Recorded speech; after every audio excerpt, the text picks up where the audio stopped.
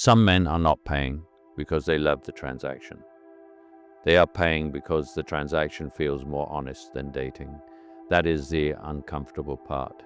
Because when a man looks at modern dating, he often sees the same exchange hiding under softer words: attention, time, money, emotional labor, planning, performance, masculine confidence, and after all of that, still no guarantee she wants him. No guarantee she respects him. No guarantee she is serious. No guarantee he is more than another option in her phone. So more men are quietly asking one brutal question: why am I doing all of this? Why am I texting? Why am I planning? Why am I paying? Why am I performing? Why am I auditioning for intimacy? Why am I risking rejection, humiliation, confusion, and financial waste just to maybe be chosen by someone who may not even truly desire me? That question is why some men opt out, and some do not just opt out into loneliness, they opt out into transaction, paid intimacy, escorts, adult services. Call it ugly, call it sad, call it immoral, call it whatever you want, but understand the psychology first. This is not a video telling men to pay for intimacy. It is not a celebration of escorts. It is not a fantasy about replacing love with transactions. It is about why some men no longer trust dating, why modern courtship feels like a hidden transaction, why some men would rather pay directly than keep paying indirectly, and most importantly, how a man can understand this without becoming bitter, desperate, or dead inside. Because that is the real danger. Not that men want sex. The real danger is that men stop believing real desire exists for them. A man does not usually pay because he thinks it is love. He pays because he is tired of pretending modern dating is not already transactional. That is the part nobody wants to admit. A lot of men do not experience dating as romance anymore. They experience it as negotiation.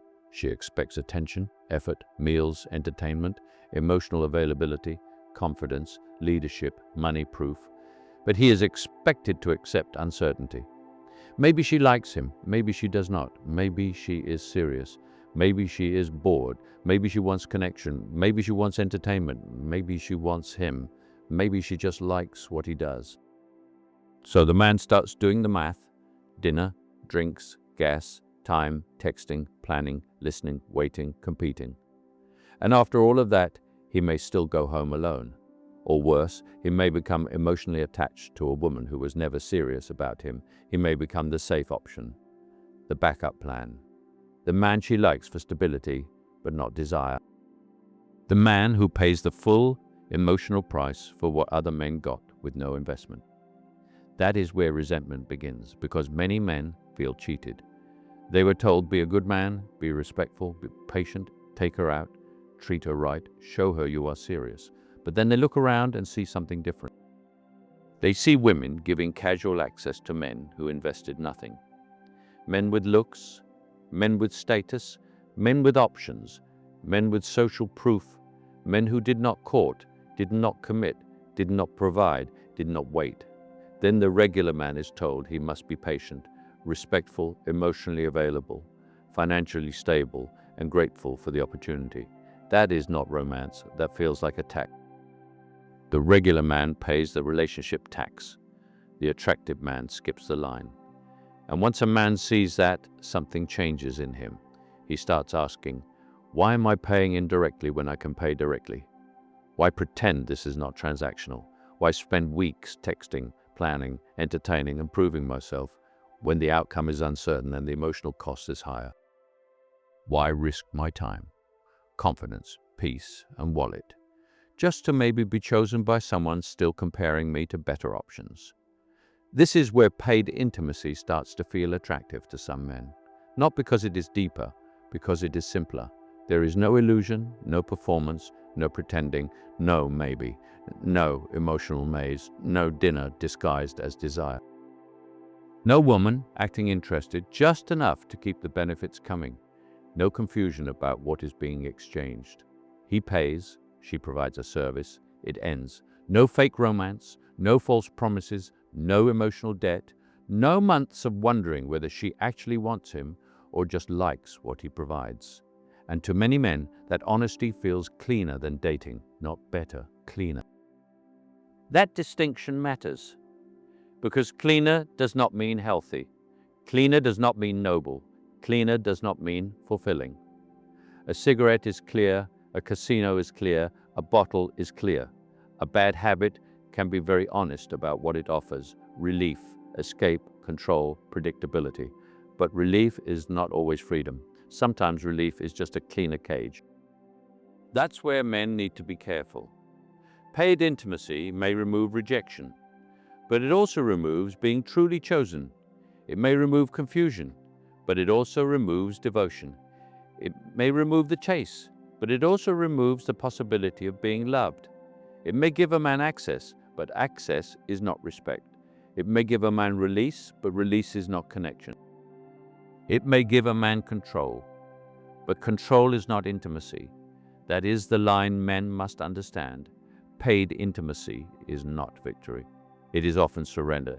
It is a man saying, I no longer believe the real thing is available to me at a fair price. I no longer believe the emotional risk is worth it.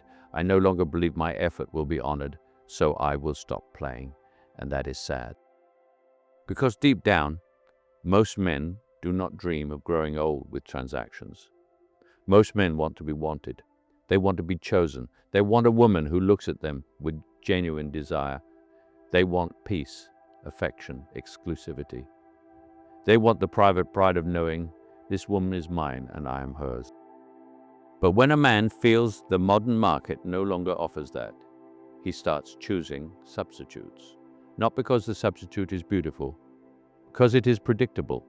Predictability becomes attractive when romance becomes chaotic, and this is where people misunderstand men. They think male detachment always means hatred. It does not. Sometimes it means grief. The man who pays instead of dates may not be celebrating. He may be avoiding the pain of hope. Because hope is dangerous to a man who has been disappointed too many times. Hope makes him try again. Hope makes him invest. Hope makes him believe she is different. Hope makes him vulnerable. And if he keeps discovering that the deal is the same, he eventually kills the hope himself. That is when he becomes cold. That is when he says, it is all transactional anyway. That is when he stops looking for love and starts looking for efficiency. But efficiency is not intimacy. So what does a man do with this? First, stop auditioning. A date is not a performance where you beg to be chosen. The date is a screening process where you decide whether she deserves more access to you. If you walk in trying to prove yourself, you become the product. If you walk in observing, you become the buyer. Never forget that you are also choosing. Second, keep the first investment small. Coffee, a walk, a simple drink, a calm conversation. Not because you are cheap. Because character should be tested before money is spent. A woman who is genuinely interested will not need a luxury experience to have a real conversation. A woman who only wants to be entertained will expose herself quickly. Let her, and do not hate her for it. Classify it accurately. Third, stop paying for ambiguity. Ambiguity is expensive. If she is lukewarm, slow down. If she cancels without rescheduling, slow down. If she accepts effort but gives no warmth, slow down. If she keeps you guessing, slow down. Low interest gets low investment. Consistency earns more. Peace earns more. Confusion gets distance. That is not manipulation. That is management. A man's time is not a public utility. His attention is not free. His money is not a dating tax. Fourth, separate beauty from value. A woman can be beautiful and still not be valuable for your life. A woman can be sexually attractive and still be emotionally expensive. A woman can give you access and still give you chaos. Access is not loyalty. Access is not love. Access is not peace. Access is not wife character. Access is just access. And a man who cannot tell the difference will always be easy to control. Fifth, build enough options that loneliness does not negotiate for you. Loneliness makes men stupid, and loneliness makes a basic reply feel like destiny. Loneliness makes a pretty woman feel rare. Loneliness makes disrespect feel tolerable. So build options, not just sexual options, life options, money options, social options, fitness options, purpose options, skill options. A man with a full life does not treat one woman's attention like oxygen. That is freedom. And sixth, do not let a broken market turn you into a broken man. Do not worship escorts. Do not worship modern women. Do not worship sex. Do not worship being chosen. Study incentives. Protect your energy. Keep your standards. Build yourself. Vet harder. Invest slower. Walk away faster. And protect the part of yourself that can still recognize real love when it appears. Because a man who reduces every woman to a transaction may protect himself from pain. But he also risks destroying the part of himself that can receive devotion. That is the line. Do not be naive, but do not become dead inside. The real wound in men is not that they want sex. It is that they want to be wanted without being exploited first. That is why some men opt out, not because they stopped wanting women, because they got tired of needing women in a game where needing them makes them weak. So they choose control, they choose distance, they choose transaction. But the strongest man is not the one who pays because he is hurt, and not the one who chases because he is lonely. The strongest man is the one who understands the market, governs his desire, protects his resources, and refuses to be exploited by what he wants. That is the way out. Not transaction, not desperation, discernment.